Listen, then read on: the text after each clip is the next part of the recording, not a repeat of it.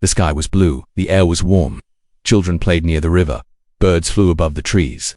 It was a peaceful morning in the village of Zaraka, a small alien town far from the main city. Raya, a tall alien woman with soft blue skin and wide silver eyes, stood outside her home. Her two children, Mira and Talo, laughed as they chased each other in the sand. She smiled. For a moment everything felt perfect, but peace never lasts. At first it was just a sound, a low hum in the sky, strange, deep, like thunder, but not from clouds. Everyone looked up, then the sky broke open. A massive black ship tore through the clouds. Then another, and another. Fire fell from the sky like red rain. Explosions hit the ground. Trees turned to ash. Buildings cracked. The birds disappeared. The people screamed. "Run!" shouted Raya's husband, Joran. He grabbed Myra and pulled her close. "They're attacking who? Why?" Raya shouted, holding baby Talo in her arms. "I don't know," Joran shouted. "Just go."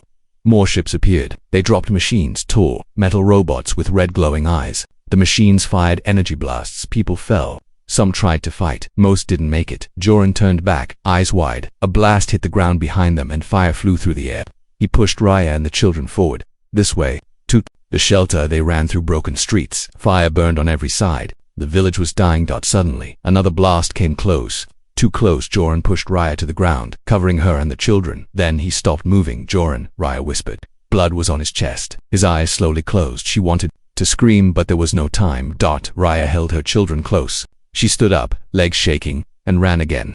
Around her, other villagers were falling. Her home was already gone, just smoke and fire now. She found an old broken building, half covered in rocks. It had survived part of the blast. She went inside, pulled the metal door closed and hid in the dark. Her children cried silently. She held them, rocking slowly. Outside, the machines walked past. Their footsteps were loud and heavy. Thump, thump, thump. One stopped near the door. Raya stopped breathing. The sound passed. It was quiet again. For hours they stayed inside. Raya tried not to cry. Her heart was broken. Her home was gone. Her husband was gone. All she had now were her children. Then a sound. Footsteps. Not heavy like the machines. These were soft. Careful, someone was out there. Raya picked up a broken pipe. She waited near the door, ready to protect her children. The metal door slowly opened. Light came in. A figure stepped inside. Not alien, a human. He wore a gray suit with green lights. A gun was in his hand, but it pointed down. His face was tired. He looked around, surprised to see her. Raya raised the pipe, ready to fight, but the man raised his hand. "Wait," he said, in slow, soft words. "I'm not here to hurt you." Raya didn't move. Her hands were shaking. He saw the children behind her. He looked into her eyes. Then he put his gun down and took off his helmet. "My name is Daniel," he said. "I can help." She didn't understand his words, but she saw his face. It wasn't angry. It wasn't like the other humans in the sky. It was kind. Still, she didn't trust him. Daniel reached into his bag and took out a small pack. Inside was food. He slowly placed it on the ground and stepped back. Raya looked at it. The children looked at her, hungry and scared. She slowly moved forward, picked up the food, and gave some to the children. They ate quickly. She didn't take any. Daniel sat on the floor, far from them. He spoke again, softly. "I didn't know," he said. "I didn't know they would do this." Raya didn't speak. She didn't know if he was lying. She didn't care. But for now, he wasn't shooting. And her children were alive. Outside, the sky was still dark. Fire still burned. But inside, in that small room, there was a tiny light of hope. Maybe, just maybe, not all humans were monsters. Maybe there was still a chance to survive. The silence inside the broken shelter was deep and heavy. Raya sat against the cold wall, arms wrapped around her two children. Myra had fallen asleep with her head on Raya's lap. Little Talo held tightly to his sister's hand. Their clothes were dirty. Their skin was covered in dust and ash, but they were alive. Across the room sat the human, Daniel. He had not moved much since he arrived. His helmet was still off. His short brown hair was messy. His eyes looked tired. He had scars on his face, but his hands were calm. He had placed his gun far away from himself on purpose. Raya watched him closely. She did not trust him. How could she? The sky had opened and fire had fallen. Human ships had destroyed her home. Her people were dead. Her husband was dead. All because of the humans. But this man was not like the others. He had not shouted. He had not pointed his weapon. He had given her children food. Now he sat there, quiet and patient, not asking anything in return. Daniel looked around the shelter. Cracked walls, broken pipes, a ceiling that looked ready to fall. He pulled out a small device and tapped the screen. A faint map appeared. Red dots moved across the map. He frowned. Soldiers were close. Too close. He needed to move soon. But he looked at the two sleeping children and stayed still. Raya noticed the light from the device. She tilted her head. Was he calling others? Was it a trap? She stood slowly, holding the pipe in her hand again. She pointed at the screen. Daniel looked at her and shook his head. "No soldiers," he said. "I am not like them." Raya didn't understand the words, but she saw his hands, open, honest, not reaching for the gun. Daniel closed the map and put the device away. Then he opened his backpack again and took out a small silver cube. He pressed a button, and the cube lit up. A soft blue light floated in the air. It formed a small image, a woman with dark hair, a baby in her arms. They were smiling. Daniel stared at the image. For a long time he said nothing. Then he whispered to himself, "My family." Raya watched his face change. His eyes grew wet. He missed them. She could see that he was far from home, just like her. Maybe he had lost something to. Suddenly, the ground shook. A loud thud came from outside. Then another. Heavy metal footsteps moved closer. Machines. Maybe soldiers to. Daniel stood up fast. He picked up his gun but did not aim it. He looked at Raya and pointed to the back of the shelter. There was a hole in the wall, small but wide enough to crawl through. He pointed at the children, then at the hole. Then he pointed at his chest and gave a small nod. He would lead them. Raya hesitated. Her heart beat fast. Should she follow him? Should she risk it? But then Tala woke up and started to cry. The sound was small, but dangerous. The machines might hear. She made her choice. She grabbed her bag, picked up Talo and whispered to Myra to stay close. Then she nodded at Daniel. He went first, crawling through the hole. The ground outside was cold and covered in dust. The wind was strong. Fire still burned in the distance. But the machines were behind them now. They had a chance to escape. Daniel led them through a narrow alley. He moved fast but careful. He checked every corner before turning. Raya stayed close. She could hear the sounds of the enemy behind them, distant voices, metal on metal. But so far they were not seen. After many turns and broken paths, they reached a hidden tunnel under the ground. Daniel opened a door and helped them inside. It was dark but safe. Once inside, he turned on a small light. The walls were made of old stone. There were wires and metal pieces everywhere. This tunnel had been used long ago, maybe by soldiers or workers. It smelled of rust and dust, but there were no enemies here. They sat down again. The children were tired. Myra leaned against the wall. Talo climbed into Raya's lap and closed his eyes. Daniel looked around and sighed. Then he turned to Raya and pointed at himself. "Daniel," he said again. Raya looked at him. She did not speak. Then slowly she pointed at her own chest. "Raya." Daniel smiled. It was the first time she had said anything, even one word. He nodded. Raya. He said softly in the dark. Two enemies from different worlds sat together. A mother who had lost everything. A soldier who had come to fight but found something else. Maybe guilt, maybe truth, maybe something he never expected. Outside, the machines kept searching, but deep in the tunnel, a strange alliance had begun. Not with weapons, not with orders, but with a name. The tunnel was cold and dark. The walls were cracked. The air was dry. Water dripped from somewhere far away. Daniel walked in front with his small light. Raya followed behind him. Myra held her brother's hand. Talo was quiet now. He was tired, but alert. His small eyes watched everything. The deeper they went, the quieter it became. The sound of war faded. The sky above felt far away. The tunnel opened into a wider path. Old machines were stacked against the walls. Wires hung from the ceiling. Broken signs were written in a language Daniel could not read. Raya looked at the walls and whispered something in her own tongue. Daniel stopped and looked at her. She pointed at a strange symbol, a blue star with 7 circles. He took out his scanner and tried to read it. The screen blinked unknown code. They kept moving. Soon the path split into two. One tunnel led left, the other led right. Daniel checked his device again. No signal. He looked at Raya. She walked forward and touched the ground. Her fingers traced the dirt. She stood up and pointed to the right. Daniel trusted her. As they walked deeper, they heard a sound, a whisper, then a shuffle, then silence again. Daniel raised his hand to signal a stop. He took his weapon but kept it low. Raya moved the children. Behind her, the sound came again. From the shadows, a figure stepped forward.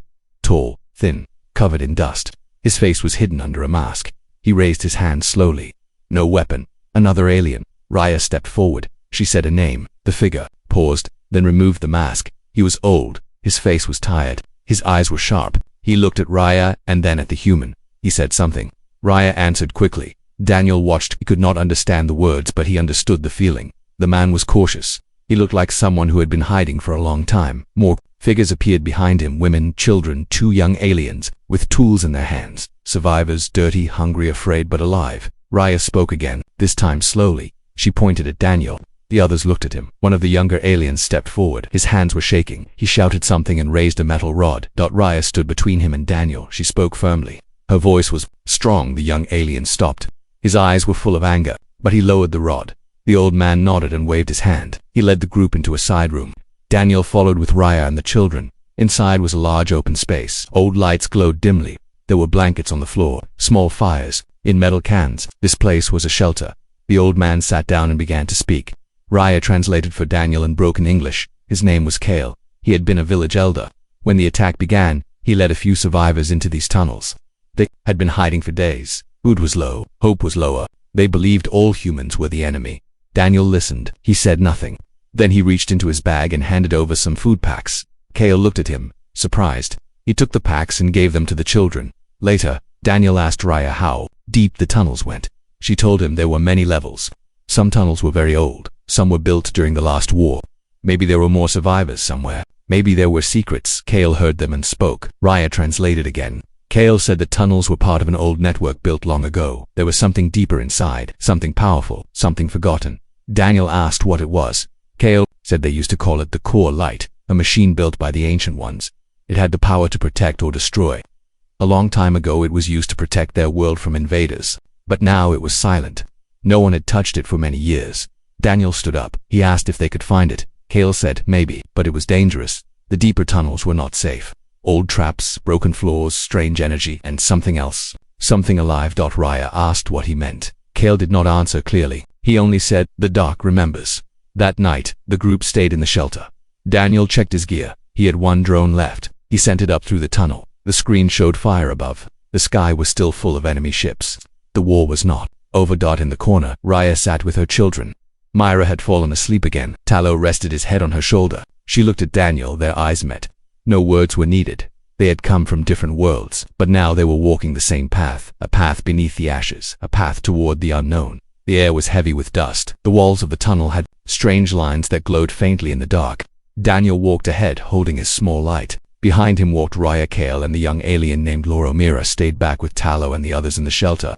They were too small to face what might be ahead. Kale had drawn a rough map with a piece of metal on the floor. He showed them a path that led deeper into the earth. No one had walked there in many years. Some said the tunnels were cursed. Some said the machine inside had died. Others believed it was still alive. They moved slowly. The floor shook once under their feet, but did not break. Water dripped from pipes above. The old lights blinked. Lauro touched the walls now and then. He said the symbols were old war language. Daniel could not read them but saved the images with his device. As they walked, the walls began to change. No longer cracked stone but smooth silver metal. There were panels with buttons.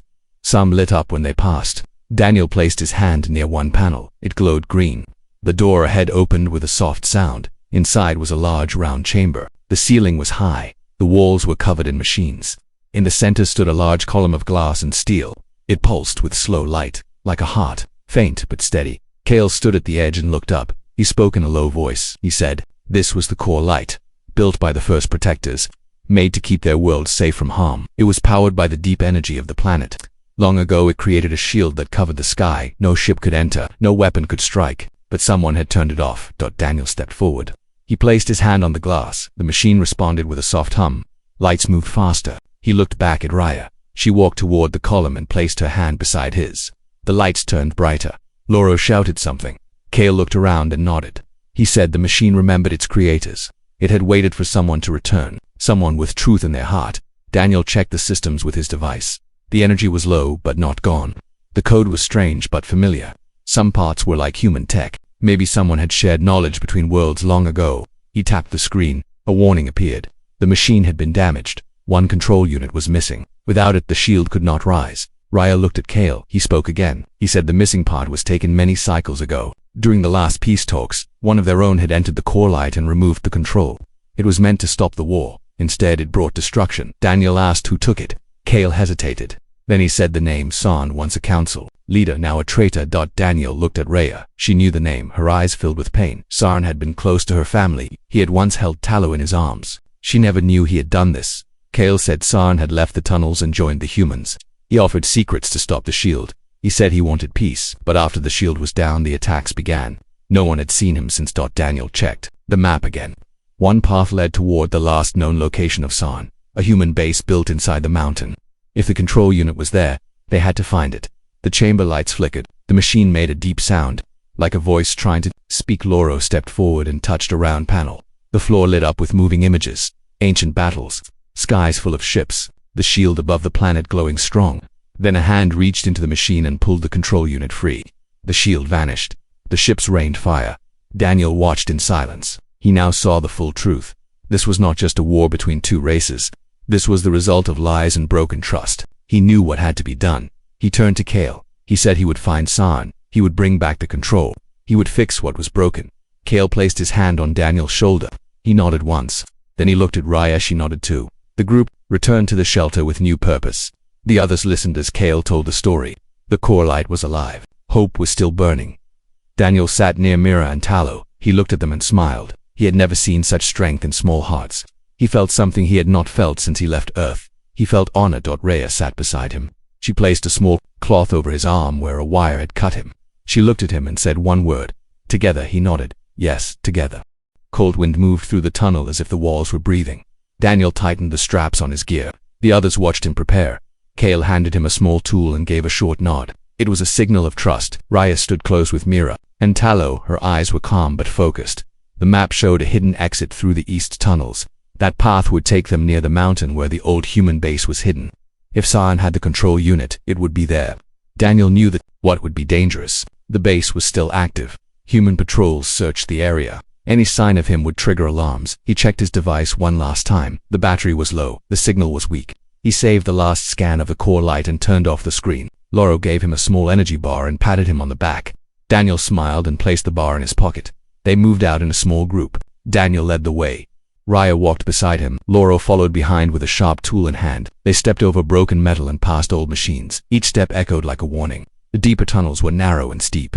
At one point the ground gave way and Tallow almost slipped. Daniel caught him just in time. Hours passed like minutes. The silence was heavy. Only the sound of their boots and breathing filled the space. Then they reached the exit, a round metal door covered in dirt and vines. Daniel pressed the panel. It hissed and opened slow. Outside the air was dry and cold. The sky was full of gray clouds. Smoke from the nearby valley floated above the trees. They were close now.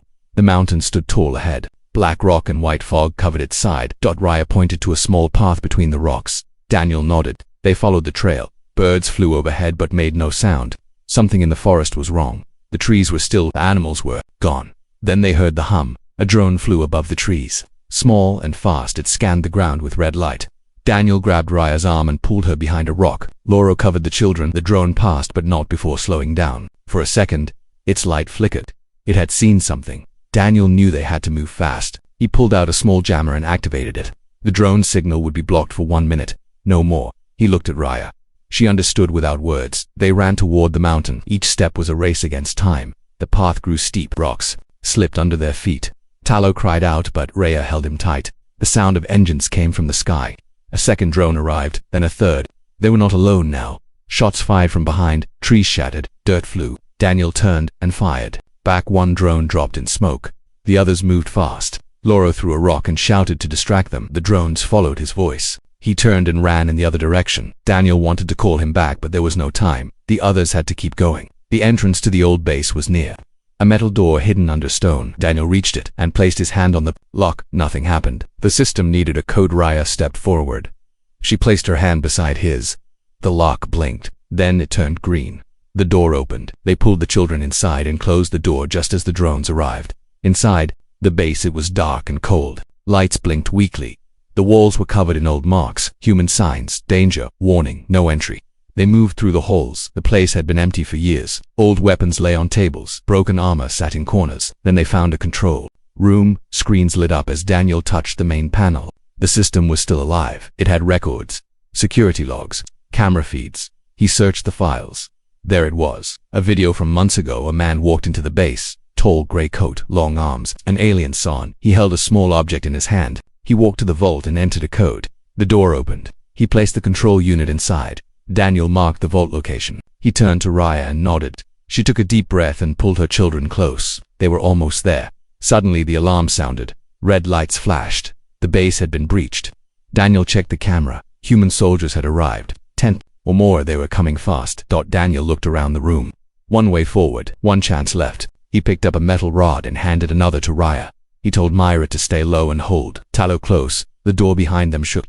He stood tall and faced the path ahead. He would not run, not this time. They would fight. They would find the truth. They would survive. The sound of boots echoed through the base like a slow drumbeat. Daniel tightened the strap on his arm. Blood ran down from a deep cut. His shoulder throbbed with pain. He gripped the metal rod tighter and listened. Soldiers were getting closer. Their voices were sharp and clear. Orders were given. No room for mercy. Raya held her children close. Mira pressed her face into her mother's chest. Talo watched the door with wide eyes. He did not speak. He did not cry. He only breathed. Daniel turned to the side and opened a small panel. Inside were wires and a power cell. He pulled the wires and the lights above them flickered and went out. Darkness filled the room. The hallway ahead glowed red from the alarm. That was their only light. Now Kel had taught Daniel to move in silence. Steps light, breathing calm, eyes focused. Daniel looked at the hallway. There was no other exit. They had to go forward. Behind them came soldiers. Ahead of them was the vault. Inside the vault was the key. He signaled to Raya. She nodded. Together they moved through the dark hallway. Each step forward felt like a step into the unknown. The air grew colder. The walls became smoother. Ancient tech covered in dust watched. Then past the vault door stood tall ahead. Silver steel covered in strange symbols. Daniel placed his hand on the scanner. It blinked red. Access denied. Raya stepped forward. She placed her hand beside his. The scanner turned green. The door clicked and slid open inside the vault. The walls glowed blue. In the center floated the control unit. Small, shining, alive. The heart of the core. Like Daniel stepped forward and took the unit. It pulsed in his hand like a heartbeat. Warm, familiar. He placed it in his bag and turned back, and a voice came from the hallway. Freeze. The soldiers had arrived, weapons pointed. Forward, faces cold. Eyes full of judgment. Daniel raised his hands. One soldier stepped closer. His voice was sharp. You left your post. You betrayed command. You helped the enemy. You will answer for this. Daniel looked at Raya, then he looked back at the soldier. Saw what we did. I saw what we became. That was not war. That was slaughter. The soldier shouted. These are aliens, not people. They burned our ships. They started this. They cannot be trusted. Raya stepped forward. She held her child in one arm and raised the other. We did not start this. We begged for peace. We opened our doors. You burned our skies. The soldiers hesitated. Some lowered their weapons. Confusion broke through their faces. One looked at the children. His hands shook. Daniel took a slow step forward. This ends now. You can shoot us. Or you can listen. Look around you. Look at this space. Look at the machines we built. We were never meant to be enemies. Someone made us this way. The soldier in front did not speak. His hand stayed on the trigger, but he did not fire. Behind him a voice echoed through the hallway. Enough. Saran entered the room. His face was older now. His skin pale. His eyes hard as stone. He walked slowly, hands behind his back. He looked at Daniel, then at Raya, then at the children. You should have stayed hidden. You were not meant to come here. Daniel stepped between Saran and the others. You took the heart of their world. You broke the shield. You brought fire to their sky. Saran nodded once. Yes, and I would do it again. Peace is a lie. Strength is the only law. They would have taken our place if we had not struck first. Raya stepped forward. You were one of us. We trusted you. You held my son. You lied to my people. Saran looked at the boy. His voice grew soft. I did what I had to do. Daniel shook his head. No, you did what served you. You did not save anyone. You destroyed everything. Saran raised his hand. A weapon unfolded from his sleeve. He aimed it at Daniel, then a shot rang out from San. From one of the soldiers. San fell to the floor, his eyes wide, no breath. The soldier who fired stepped forward. He lowered his weapon and looked at Daniel. Go, take it back. End this. Daniel turned and ran with Raya and the children. The soldiers did not follow. Outside the base, the wind howled. Storm clouds turned above the sky. The mountain shook. Lightning cracked through the air. They reached the hidden tunnel again. Laura was waiting. He had cuts on his arm and blood on his face, but he smiled when he saw them. Daniel placed the control unit into a small box and sealed it. He looked at the children, then at Ryui. Go back now. Raya nodded. For the future. For peace. Daniel took one deep breath and they walked into the dark together. Rain fell across the broken land as the group reached the edge of the ruins. Thunder rolled behind the mountains. Wind pushed hard against the trees. Lightning lit up the sky for seconds at a time, revealing what was left of the world that once held peace. Daniel stepped through the shattered gate of the old tunnel. The control unit was safe in his hands. Behind him walked Raya with Mira and Talo close beside her. Loro helped them carry supplies. Kale waited deep within the core chamber, ready to restart what once protected their planet. The path was filled with broken stone and metal. The old machines that once guarded the village now lay in silence, covered in dirt and time. Birds no longer sang. Fires no longer warmed homes. The past had fallen, but deep beneath the ground the core still waited. Its light still flickered like a sleeping giant ready to wake Cass. They reached the final chamber. Kale stepped forward. His voice was calm but strong. He looked at Daniel and nodded once. This is the last step. Daniel approached the machine slowly. Each panel began to glow. As he neared the glass in the center pulsed with faint blue light. He opened the box and took out the control unit. It was warm in his hand, like it remembered its place. Placed it inside the chamber. A deep hum rose from the floor. The lights turned brighter. The energy moved faster. The core was alive again. Raya held her children close. Her heart beat fast. Her eyes did not leave the machine. Mira whispered to her mother. Will it stop? The warrior answered with only one word. Hope. Suddenly a sound came from above. Heavy footsteps, metal against stone. A door burst open. Soldiers from the mountain base entered the chamber, weapons raised, eyes searching for Daniel behind. Then walked a new figure, not human, not alien, a mix of both. His skin had pale blue marks, his eyes glowed faint green. He wore the armor of both worlds. I am the voice of the new command, he said. My name is Kalen. I speak for the Union. Daniel stood still, his hand near the control panel. What Union? He asked. The one that came after you left, said Kalen. The one that was built on fear and power. The one that does not believe in peace. Daniel raised his voice. We came to restart the shield. We came to protect. The last home left. Kalen took one step forward. That home was already lost. He said, this world belongs to no one now. It is fuel, it is ground, it is history. Rhea moved beside Daniel. Her voice was calm. You speak of power, we speak of life. My children deserve more than ashes. The core began to rise. Columns of light lifted toward the ceiling. The shield program had started. The countdown was running. Kalan looked at the machine and raised his weapon. Step away from the controls. No, Daniel did not move. He looked at Raya, he looked at the children, he looked at the machine. Kalen fired. The blast hit Daniel in the side. He dropped to one knee. Pain shot through his body. Blood ran down his arm, but his hand reached the final switch. He pressed it. The core screamed with light. A beam shot through the ceiling, through the ground, through the sky. It rose like a tower across the clouds. The air shook, the earth trembled. The shield began to form again. One by one, the light spread across the sky. A dome of energy grew over the world, bright, pure, unbreakable. Kalen fell back. His soldiers stepped away, fear in their eyes. Daniel collapsed beside the core. Raya caught him, her hands pressed against his wound. He looked at her, his voice weak but steady. Did we do it? She nodded. Yasmira held his hand. Talo stood beside him, quiet and brave. Daniel smiled and closed his eyes. Outside, the people saw the sky change. Survivors came out from hiding. They saw the light. They saw the shield. They felt the hope. No more fire, no more war. Kale sent the signal to all tunnels. The core was awake again. The world could begin to heal. Hours passed inside the chamber. Daniel rested with a wrap over his wound. He was alive, weak, but alive. Raya stayed beside him. She placed her hand over his. He opened his eyes and saw her face. Her eyes held no fear, only peace. He tried to speak, but she placed a finger on his lips. He closed his eyes again. Later, he woke to the sound of children laughing. Myra and Talo played near the machine. The core pulsed with soft blue light. It was no longer just a weapon, it was a symbol. Outside, green returned to the land. Water ran clear again. Sky was blue again. The war was over, not because of armies, not because of weapons, but because of one human, one mother, one promise, and one final light.